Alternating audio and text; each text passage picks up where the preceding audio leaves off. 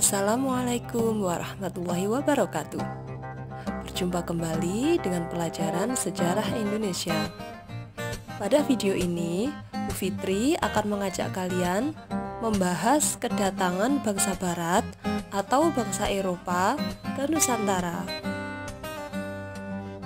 Pada video sebelumnya, kita sudah mempelajari tentang faktor pendorong penjelajahan samudra. Salah satunya yaitu semangat 3G, yaitu Gold, Glory, dan Gospel. Tentu kalian masih ingat kan? Nah, sedangkan faktor khusus yang mendorong bangsa Barat menjelajah hingga ke Nusantara yaitu untuk mencari rempah-rempah seperti vanili, cengkeh, pala, dan lada atau merica. Nah, kenapa rempah-rempah dicari? Karena pada abad pertengahan di Eropa, rempah-rempah menjadi komoditi yang harganya sangat mahal. Bahkan bisa dikatakan harganya setara dengan emas. Terutama lada hitam yang mendapat julukan sebagai black gold.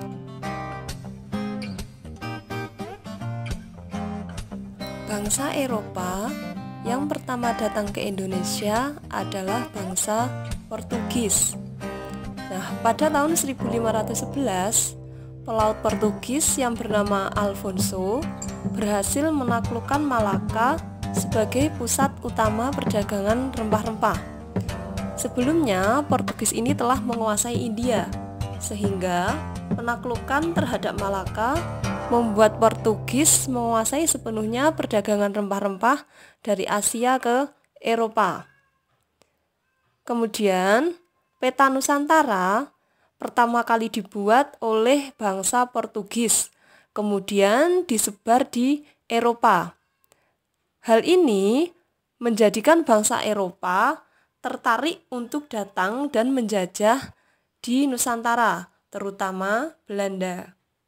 Sebelum saya lanjutkan, perlu kalian pahami letak Malaka dan Maluku. Nah, Malaka berada di wilayah barat Indonesia, di Pulau Sumatera ini ya. Sedangkan Maluku berada di wilayah timur Indonesia. Pada waktu itu, Malaka adalah pelabuhan yang ramai dan menjadi pusat perdagangan di wilayah Asia Tenggara.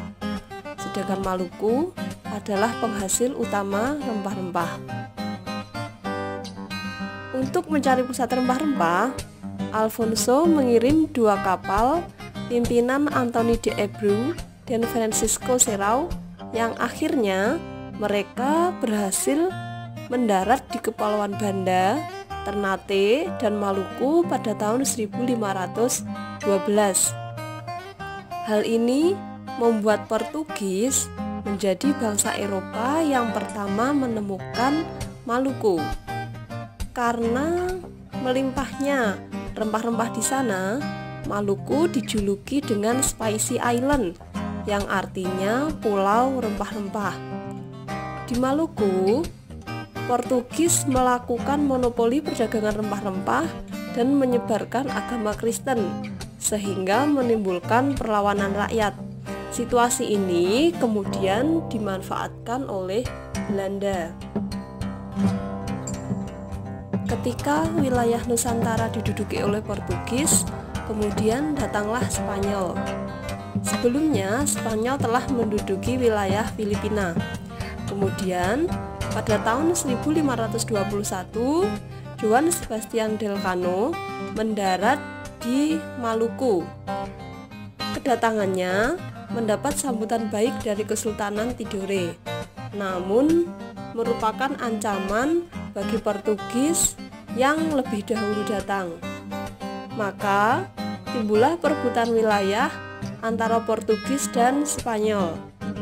Untuk menghindari perang yang lebih besar, maka diadakanlah Perjanjian Saragossa pada 22 April 1529, yang salah satu isinya adalah Spanyol harus meninggalkan wilayah Maluku yang lebih dahulu ditemukan oleh Portugis dan sesuai dengan jalur pelayarannya. Nah, setelah ini Spanyol meninggalkan wilayah Nusantara dan menjajah daerah Filipina.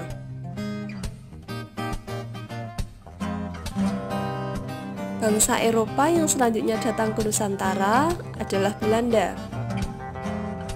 Sebab khusus kedatangan Belanda ke Nusantara karena penutupan pelabuhan Lisabon oleh Spanyol. Spanyol merupakan musuh dari Belanda, sehingga Belanda harus mencari sumber rempah-rempah ke tempat aslinya. Masuknya Belanda ke Indonesia dimulai pada tahun 1595 pada saat Cornelis de Houtman memimpin armada yang terdiri dari 4 buah kapal menuju Nusantara. Pada tahun 1596 ia mendarat di pelabuhan Banten. Cornelis de Houtman bersikap congkak dan sombong sehingga ia diusir dari Banten. Berdasarkan pengalaman tersebut, maka pada tahun 1598 armada Belanda kembali masuk ke Nusantara dipimpin oleh Jacob van Eyck dan Warmik. Mereka berhasil mendarat di Maluku. Mereka pun berpura-pura bersikap baik untuk mendapatkan simpati rakyat Nusantara, dan kemudian Belanda melakukan tipu daya untuk menguasai perdagangan rempah-rempah.